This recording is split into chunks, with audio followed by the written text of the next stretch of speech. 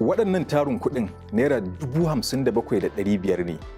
To su ne idan ka miƙa su za a baka dala 100 kacal a kasuwar bayan fage. Ina nufin kowace dala ɗaya kamar wannan ana canja ta akan naira 575 a kasuwar bayan fage.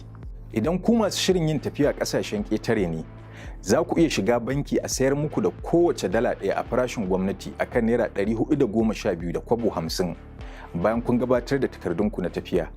Yanzu maganar da muke yi, takardar kuɗi ta sefa da ake kashewa a wasu ƙasashen Afirka kamar Nijar, kamar da Chadi, darajar ta kamo ta naira.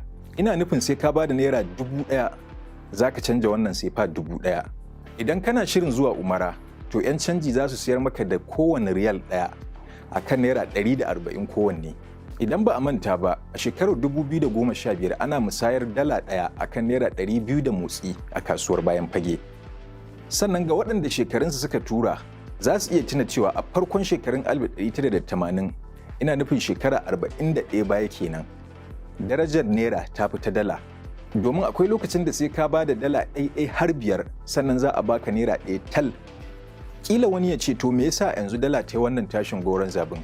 To masana dai sun ce Najeriya na shigo da kusan komai ne daga kasashen waje. Sannan akwai tasirin annobar corona da dai sauransu. Wani abu da yake da ban mamaki game da tashin dala a Najeriya shine yadda hakan yake shafar kusan farashin komai. Buhun shinkafa ne, man girki, hamma da taliya. Yanzu hatta mai yalo ma kana taba shi sai ya ce maka dala ta tashi. To shin ina mafita kenan? Sai ku aiko mana da ra'ayoyinku a comment section.